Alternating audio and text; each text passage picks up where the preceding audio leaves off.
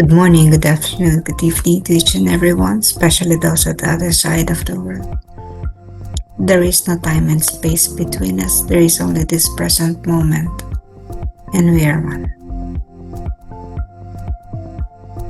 On diary entry number 1166, then he said to me, "Do not fear, my child, but remain faithful only to my grace."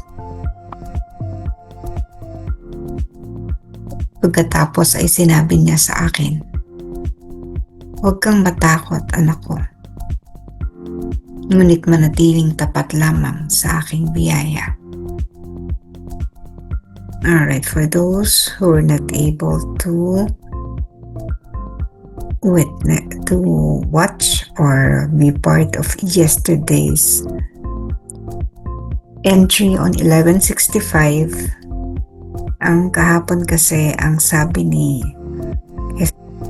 yung perfection ni Faustina sa kanya nakasalalay yung sanctification of many souls.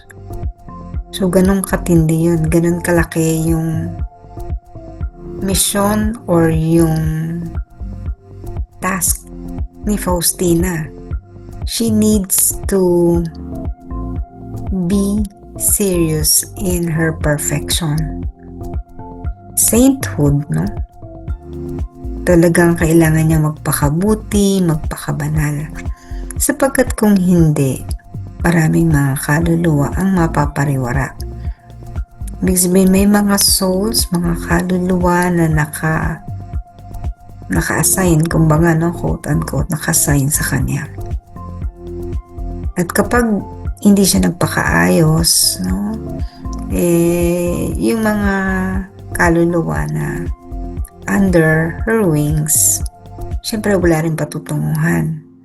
Parang sa isang leader, kung ang leader ay corrupt, yung mga nasasakupan niya, kawawa, di ba?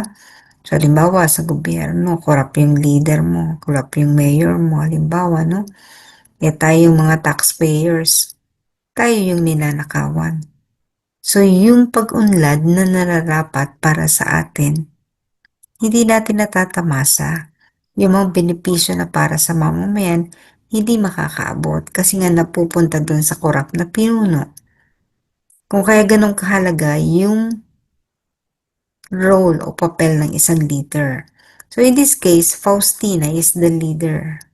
Siya yung parang leader natin, no? Siya yung sinusundan natin. Siya yung immediately pina-follow natin.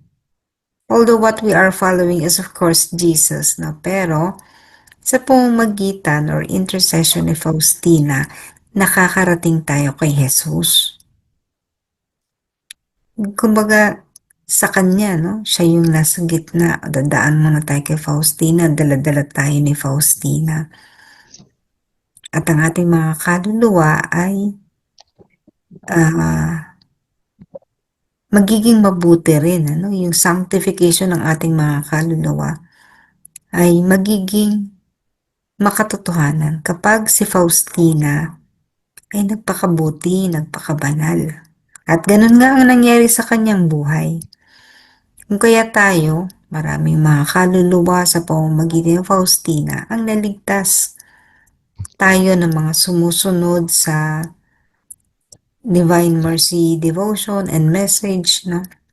Tayo mga deboto, nagiging maayos din ang ating naglakbay, ang ating dinaraanan sapagkat si Faustina, inayos yan para sa atin. Kaya makikita nyo sa buhay niya, lagi siyang ino-offer niya, iniaalay niya ang lahat ng kanyang mga sufferings, paghihirap.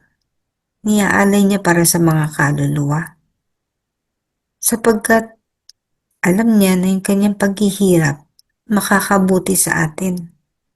Parang yung ginawa ni Jesus na nag-alay siya ng buhay, niransom tayo, di ba? Tayo ay parang nakidnap, no? Tapos niransom niya, tinubos niya tayo ni Jesus mula sa ating pagkakasala. So yun naman ang ginagawa din na Faustino although not of the same level. No, sa abot ng makakaya ni Faustina, inialay din niya ang lahat ng kanyang mga paghihirap. At kung kulang pa, talagang humihingi pa siya. Lord, ah, ibigay mo sa akin mga ganitong mga paghihirap, no? Ganun. Iniaalay niya yun para sa ating kaligtasan.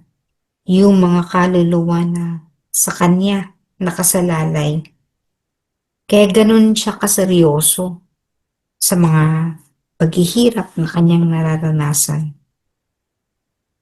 So this 1166, dahil napakalaki nga no, ng tungkulin ni Faustina, napakabigat na mag-alay ng mga sakripisyo, paghihirap para sa kaligtasan ng maraming kaluluwa, no? Magpakabanal para sa atin, napakahirap nun. So, anong sabi ni Jesus? Ang sabi ni Jesus, do not fear, huwag kang matakot, manatili ka lamang na nananalig, nagtitiwala, no? Nananampalataya sa aking grasya. What an assurance. Kumbaga, sinabihan ka ng leader mo halimbawa, hey, itong gawin mo, huwag kang mag-alala. Kasama mo ako, hindi kita pababayaan, tutulungan kita. There's an assurance na tutulungan ka. At yun yung mahalaga. No? Hindi ka iniwan ng sinusundan mo, ng pinafollow mo.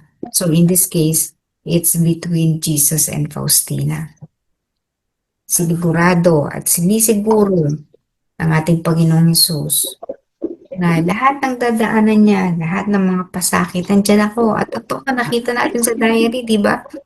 Sa kabila ng kanyang mga paghihirap, sa kabila ng kanyang mga pagsubok, hindi siya iniwan ng ating Panginoong Yesus. Nanatili ang Panginoong Yesus sa tabi ni Faustina. Hindi natin siyempre masyado maunawaan yun kasi it's between her and Jesus, no? Kung paano siya sinasamahan ni Jesus. Although sinusulat niya sa diary niya, pero yung actual na experience, no? Yung pakiramdam, si Faustina lang yun. Sabi nga niya, beyond words. Hindi niya maisusulat yung karanasan, yung mga eksaktong mga kung paano ating Panginoong Isus ay laging sumasaklolo, palaging nandyan.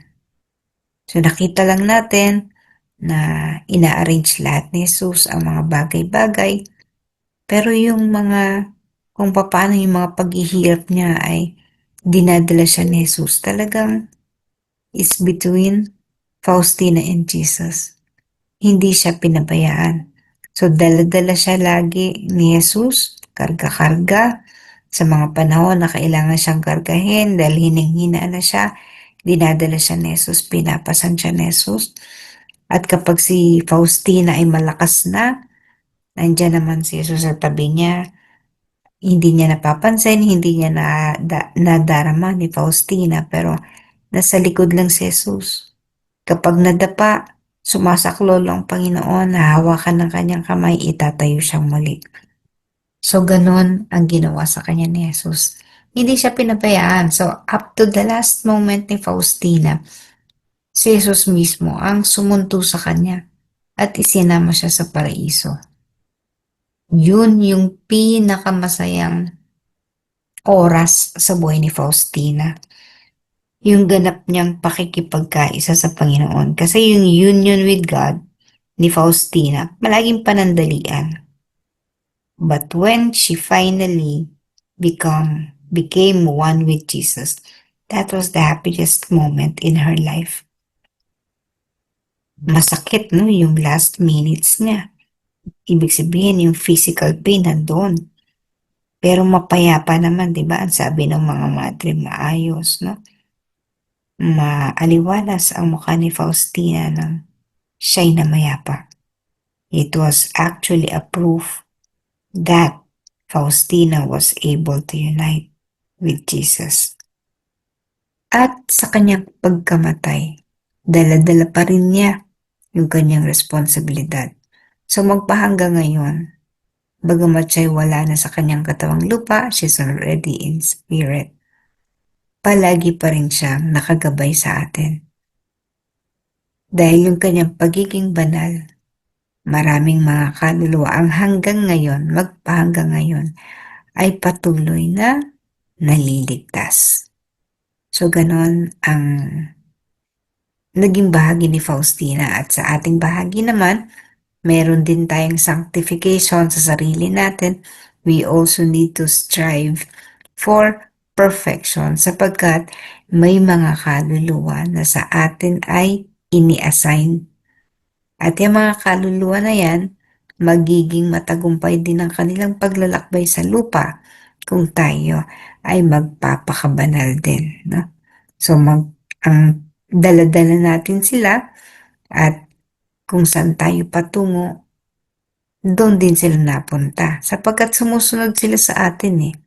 No, so dadalhin natin sila sa tamang daan. Dadalhin natin sila sa paanan ng ating Panginoong Hesus.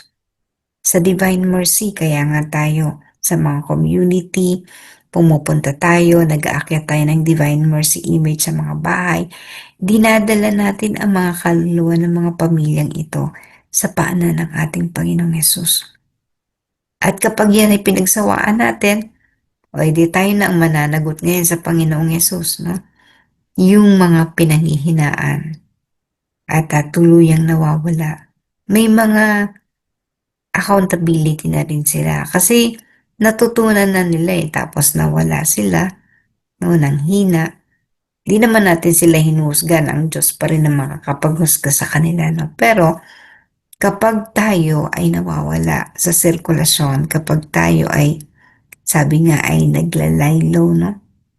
Kapag tayo tinabangan, no, ng lamig, yung mga kaluluwa under our wings, apektado din.